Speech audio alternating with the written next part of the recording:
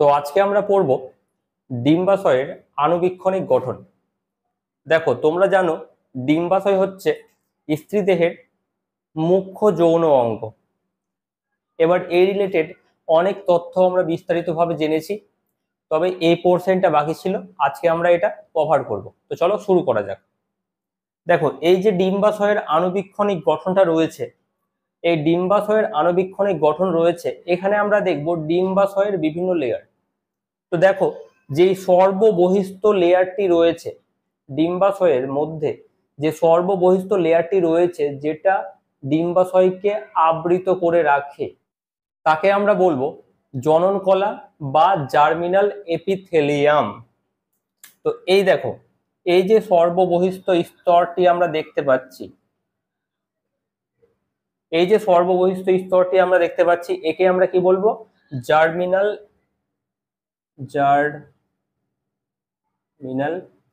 Epithelium. Germinal epithelium বা জনন কলা। এই জার্মিনাল এপিথেলিয়াম বা জনন কলার কাজ কি? এই জার্মিনাল এপিথেলিয়াম প্রথমত আবরক স্তর হিসেবে কাজ করছে, অ্যান্ড নেক্সট কি হবে? যে আদি ডিম্বথলিগুলিকে গঠন করতে সাহায্য করে। কি করবে?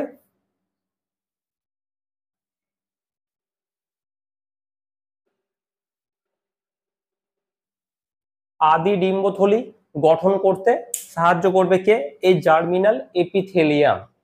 এবার এই জার্মিনাল এপিথেলিয়ামের নিচেও, এই জার্মিনাল এপিথেলিয়ামের নিচে আরেকটি স্তর থাকে যাকে আমরা বলি টিউনিকা অ্যালবুজিনিয়া বা শ্বেত আবরক।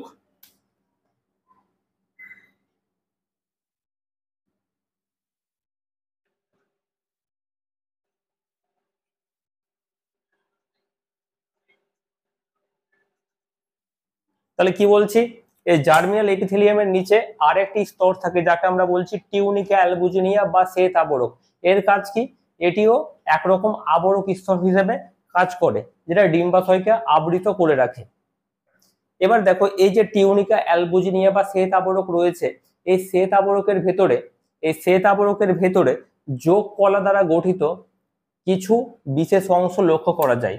যোগ কলা দ্বারা গঠিত কিছু বিশেষ অংশ লক্ষ্য করা যায়। এই বিশেষ অংশগুলিকে আমরা কি বলি? এগুলোকে আমরা বলি ধাত্র। যেমন এই যে তোমরা এরকম দেখছো, যোগ কলা দ্বারা গঠিত কিছু অংশ রয়েছে যেগুলোকে আমরা কি বলছি? ধাত্র। এই ধাত্র কি করবে? এই ধাত্রের কাজ হচ্ছে, এই যে তোমরা দেখছো ডিম্বথলি, এই যে ডিম্বথলি রয়েছে, এই যে পিত গ্রন্থি রয়েছে, এই ডিম্বথলি এবং পিত গ্রন্থিগুলিকে ধারণ করবে, অর্থাৎ ডিম্বথলি ও পিত গ্রন্থির ধারক হিসেবে কাজ করে।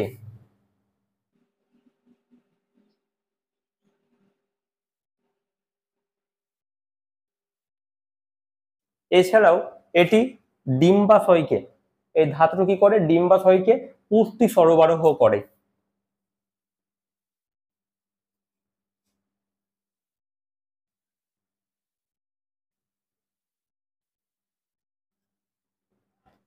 এবার এই ধাত্রের পরে আমরা আরেকটি বিশেষ অংশ দেখে নেব যাদেরকে আমরা বলি ডিম্বথলি বা গ্রাফিয়ান ফলিকল। তো এই যে তোমরা গোল গোল অংশগুলো দেখছো, এগুলোকে বলে ডিম্বথলি বা গ্রাফিয়ান ফলিকল। তবে এখানে আসার আগে আমাদেরকে প্রথমে দেখে নিতে হবে এই যে ছোট ছোট অংশগুলো রয়েছে এগুলো কি। এই যে তোমরা দেখতে পাচ্ছ এখানে, এই যে অংশগুলো রয়েছে এগুলোকে বলা হয় আদি ডিম্বথলি। কি বলছি এগুলোকে? আদি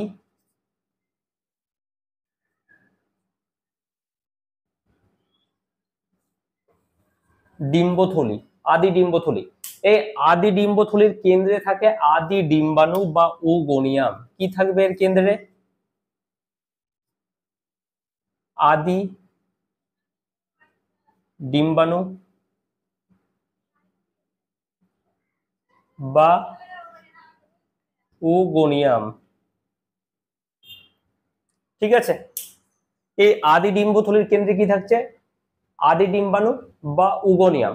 তবে মাথায় রাখবে এই রিলেটেড একটা ফ্যাক্ট রয়েছে যে নবজাতকের মধ্যে এর সংখ্যা থাকে প্রায় 3 থেকে 6 লাখ মতন।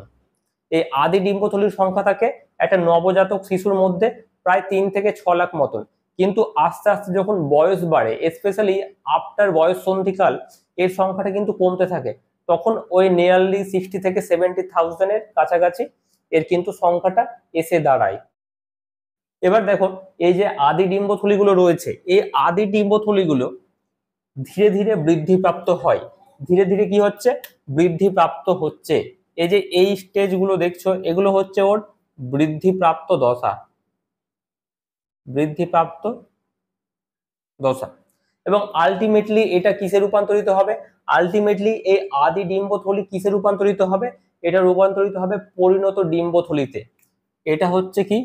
এটা হচ্ছে তাহলে পরিণত ডিম্বথলি, পরিণত ডিম্বথলি বা গ্রাফিয়ান ফলিকল।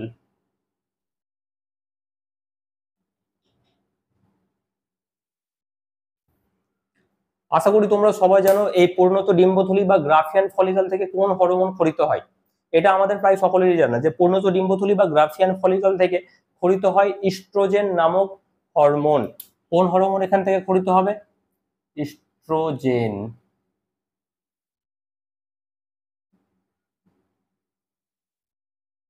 ঠিক আছে, তো এতটা গেল আমাদের ডিম্বথলির ব্যাপারে যাবতীয় তথ্য। এবার দেখো, এই যে এই অংশটা রয়েছে, এখানে কি হয়? এই ডিম্বথলির এই যে ডিম্বাণু রয়েছে, এই যে এই অংশটা রয়েছে যাকে আমরা বলি ডিম্বাণু, এই পরিণত ডিম্বথলির এই যে ডিম্বাণুটা রয়েছে, পরবর্তীতে কি হবে? পরবর্তীতে হবে এই যে ডিম্বাশয়, এই যে পুরো স্ট্রাকচারটাকে আমরা বলছি ডিম্বাশয়। এই ডিম্বাশয়ের প্রাচীর বিদীর্ণ করে কি করবে? এই ডিম্বাণুটা কিন্তু বেরিয়ে আসবে। তাহলে আবারও বলছি, দেখো কি হচ্ছে এর পরবর্তী স্টেজ। এই যে পরিণত ডিম্বথলির মধ্যে যে ডিম্বাণুটি ছিল, এটি কি করছে? ডিম্বাশয়ের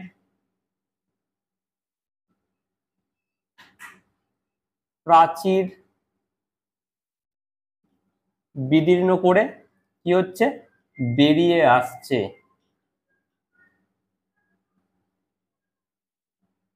ডিম্বাশয়ের প্রাচীর বিদীর্ণ করে বেরিয়ে আসছে। এই বেরিয়ে আসার পদ্ধতিকে আমরা কি বলি? ওভিউলেশন। কি বলছি? ওভিউলেশন।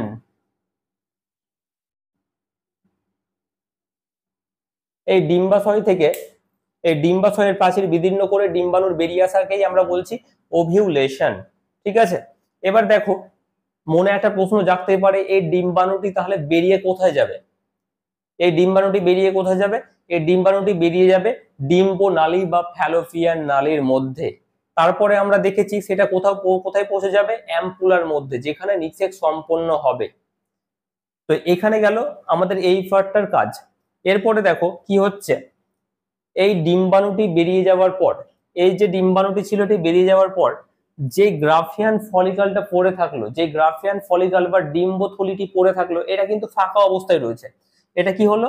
এটা ফাঁকা অবস্থায় রয়েছে। এই ফাঁকা অবস্থায় যে গ্রাফিয়ান ফলিকলটি রয়েছে তাকে আমরা কি বলবো? কর্পাস লিউটিয়াম বা পিত গ্রন্থি। তাহলে এই যে অংশটা দেখছো এটাকে আমরা কি বলবো? পিত গ্রন্থি বা কর্পাস লিউটিয়াম। ঠিক আছে, এই পিত গ্রন্থি থেকে কোন হরমোন খরিত হবে? এই পিত গ্রন্থি থেকে খরিত হয় প্রোজেস্টেরন নামক হরমোন।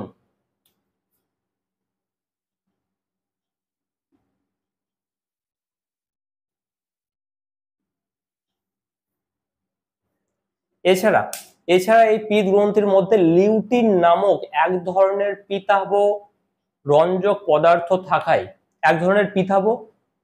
পদার্থ থাকায় এই পিত গ্রন্থি কিন্তু পিতাভ বর্ণের হয়। তাহলে কি মনে রাখবে? এখানে লিউটিন নামক এক ধরনের রঞ্জক থাকে। এবার এই যে পিত গ্রন্থিটা দেখলে, এই পিত গ্রন্থি ধীরে ধীরে কিন্তু বৃদ্ধিপ্রাপ্ত হবে এবং পরিণত অবস্থায় চলে আসবে।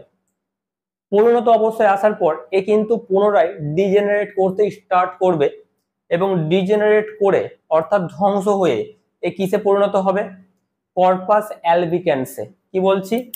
এই যে দেখো, এই যে স্তরটি রয়েছে আস্তে আস্তে ডিজেনারেট হয়ে যে স্তরটিতে এসছে, এটাকে আমরা বলছি কর্পাস অ্যালবিক্যান্স।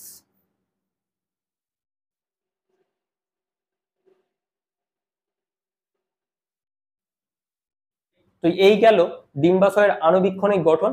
এবার আমরা দেখে নিব ডিম্বথলির গঠন। তাহলে এখন আমরা দেখতে চলেছি পরিণত ডিম্বথলির গঠন। পরিণত ডিম্বথলির গঠন। দেখো, পরিণত ডিম্বথলির মধ্যে সর্ববহিস্থ যে স্তরটি রয়েছে, অর্থাৎ এই যে স্তরটি রয়েছে, একে আমরা বলি থিকা এক্সটার্না। কি বলছি?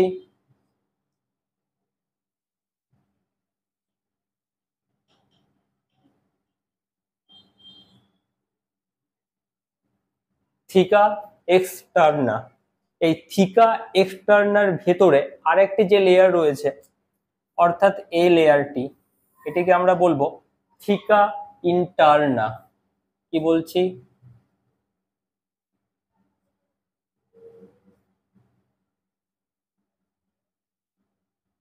থিকা ইন্টারনা। এই থিকা এক্সটার্না আর থিকা ইন্টারনার ভেতরে, থিকা ইন্টারনার ভেতরে এই যে গোল গোল অংশগুলো দেখছো, এই যে এই স্তরটি রয়েছে, এই স্তরটিকে বলে গ্র্যানুলোসা কোষস্তর। কি বলবো এটাকে? গ্র্যানুলোসা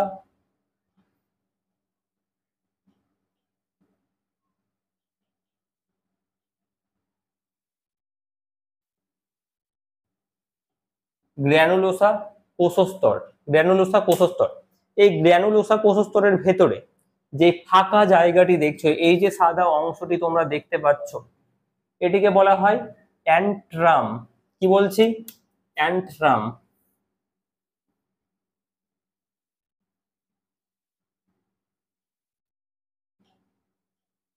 এই অ্যান্ট্রাম কিন্তু একটি ফাঁকা অংশ।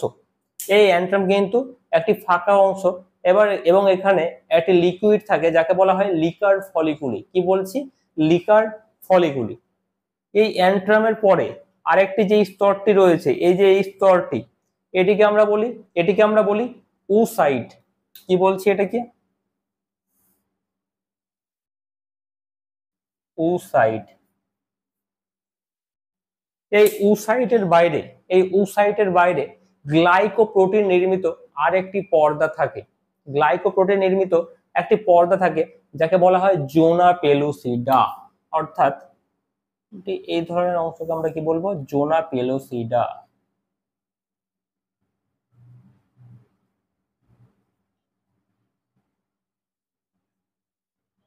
তো এই গেল আমাদের পরিণত ডিম্বথলির গঠন। দেখা হচ্ছে পরের ক্লাসে। আর তোমাদের যদি এই ক্লাসটি ভালো লেগে থাকে তাহলে অবশ্যই লাইক, কমেন্ট এন্ড সাবস্ক্রাইব করে দেবে।